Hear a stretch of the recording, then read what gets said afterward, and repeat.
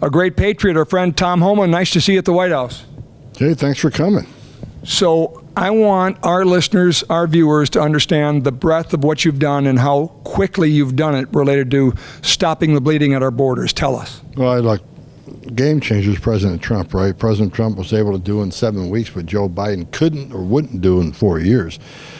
I mean, Trump's a game changer. He came in and issued executive orders that in fact, are game changers. He proved on Trump 45, and we turned it back on Trump 47. You know, Remain in Mexico program, ending catch release is huge.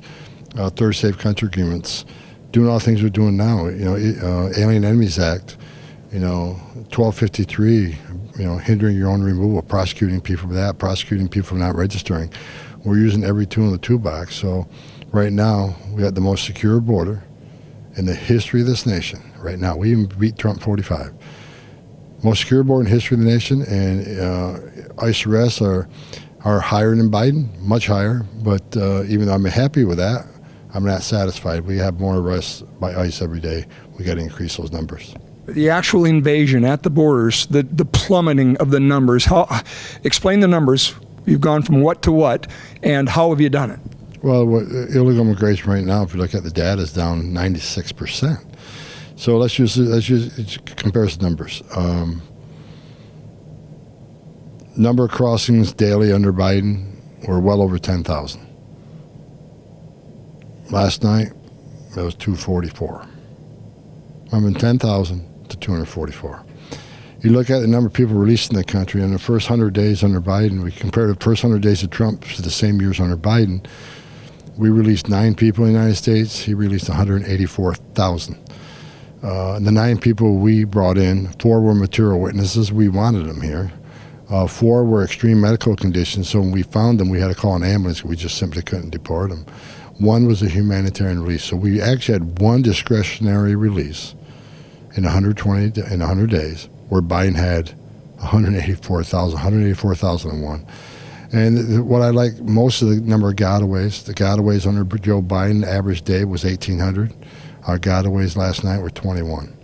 So numbers are extraordinary.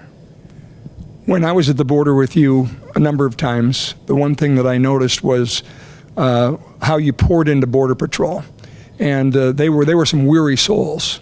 They were going through some tough times. Nobody had their back. And just you being there as a former director of ICE lifted their spirits.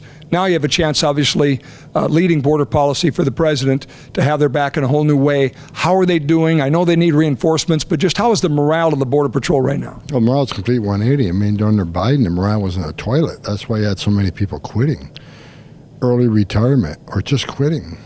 And you're right, I went down there, during Biden, I was on the border at least a dozen times, if not closer to 20 times. And I just tell them, hang on.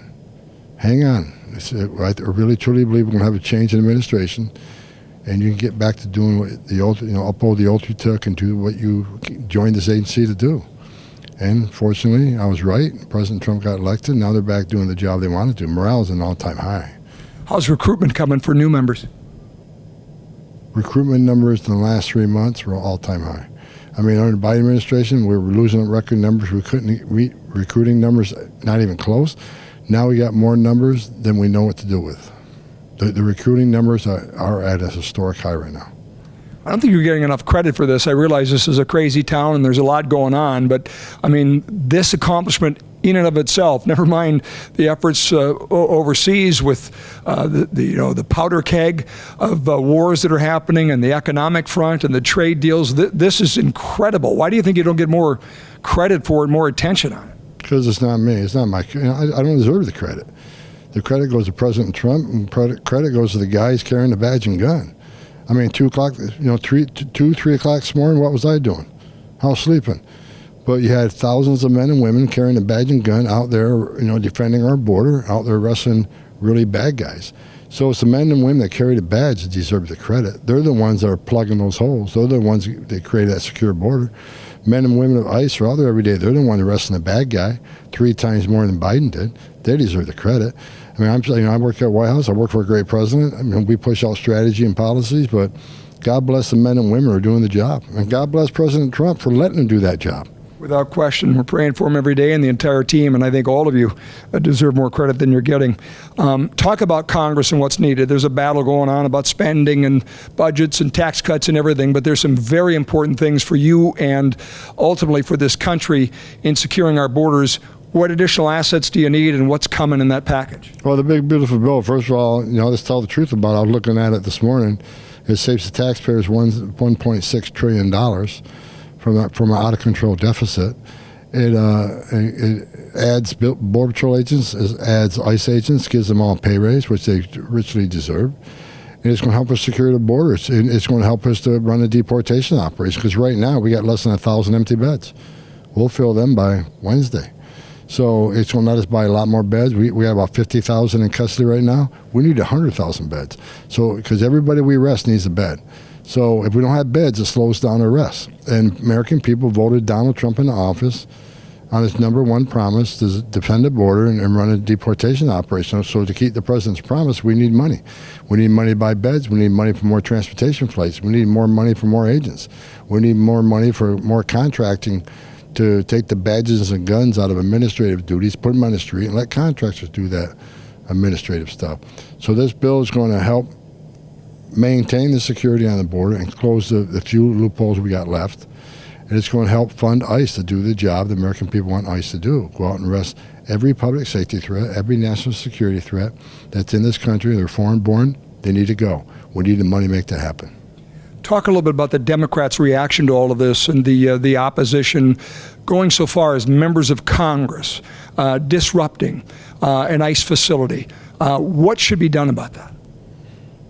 I've said from day one, they can hate on ICE, shame on them, because ICE is trying to get their community safe, make their community safer by arresting public safety threats and national security threats. Everybody should agree to that. It should be a nonpartisan issue.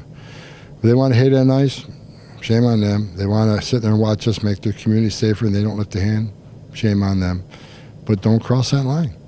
When they cross the line of impediment, that's a felony. When they cross that line and harboring, concealing an illegal alien from ICE, that's a felony. You just saw a mayor, a criminal trespass a facility. They've been preaching for years. No one's above the law. No one's above the law when they talked about President Trump, but members of Congress ain't above the law either.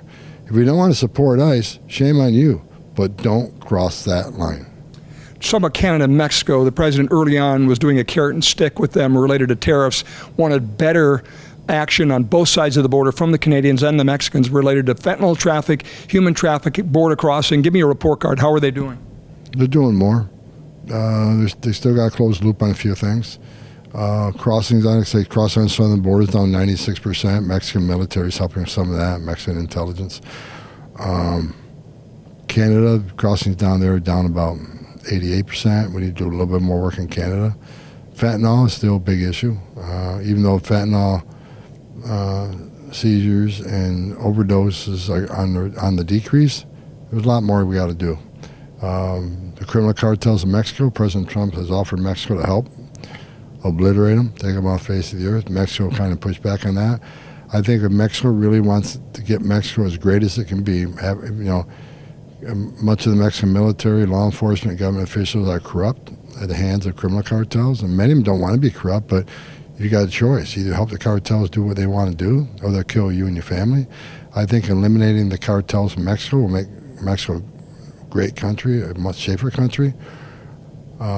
So I hope Mexico steps up and lets the United States help them, because it's going to take the U.S. to get rid of the cartels. Mexico's failed in decades of getting rid of them. It's going to take the strength of the U.S. to make that happen. Should the cartels be considered terrorists, unlike terrorists from Iran, the Houthis, or Al-Qaeda, or any other terrorist group? Do they belong in that same category? Should we treat them as such? Absolutely. They've killed more Americans than name a terrorist organization, whether it's ISIS, Al-Qaeda, whoever. Criminal cartels in Mexico have killed more Americans than all those other terrorist groups combined. Just hundreds of thousands of Americans dead from fentanyl they're poisoning this country with. So yeah, they should be designated terrorists. They are terrorists now. We're treating them like terrorists. I want to talk a little bit about something I heard Kash Patel and Dan Bongino say in an interview over the weekend related to the northern border, suggesting that there was increased criminal activity at the northern border. Our listeners are along the Midwest and the northern border. Do we need to be more concerned about what's happening across the northern border, and what is being done about it? Look, I grew up on the northern border. I still own a home up there in Lake Ontario, summer home, and northern border crossings. They're not down as far as southern border crossings.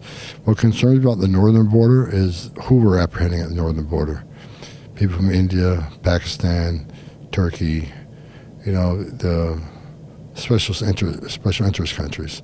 Because they have the money to get to Canada. Canada's immigration policies are very lax. You can get into Canada pretty easy. So I've been meeting with the Canadian officials, just met with them again last week about closing some of the loopholes. So they're making strides, but they got more to do. I want to ask you about the wall, the big, beautiful wall, and how that's coming along. You and I were down at the border looking at some of the projects that Tommy Fisher was working on, best practices on the wall. He ended up building a lot of wall in the first Trump administration. Give us an update on his efforts and the efforts overall, and how much border and various security fences you want to see down there, and how quickly that's going to happen. Or, this new big, beautiful bill is going to give us the money to build that wall, finish building it. We got hundreds of miles of wall to finish. Plus, we got to finish technology in the new wall we built, because Joe Biden not only stopped building the wall, he stopped putting the necessary electronics in that wall that supports communication between border patrol agents. It's a smart wall. You dig around that wall, we know. You climb that wall, you know. You approach that wall, we know, because the technology built within that wall. But Joe Biden stopped a lot of technology in the existing wall we built. So we're going to finish adding the existing technology to the existing wall. We're going to build more wall, and the bills help us do that. Walls, every place a border barrier has been built, illegal migration's decreased, illegal drug flows decreased. But my most important thing about the wall is it saves lives, because the most vulnerable of us, women and children, can't climb that wall, which means they're going to go to a place where there's not a wall. And what's waiting on them? Men and women wearing green, which is going to deal with the humanitarian crisis right off, because a lot of people are in bad shape. Walls save lives. But in addition to building wall, we're putting over, right now I think we're working on over 50 miles of water buoys in the river, which are extremely effective.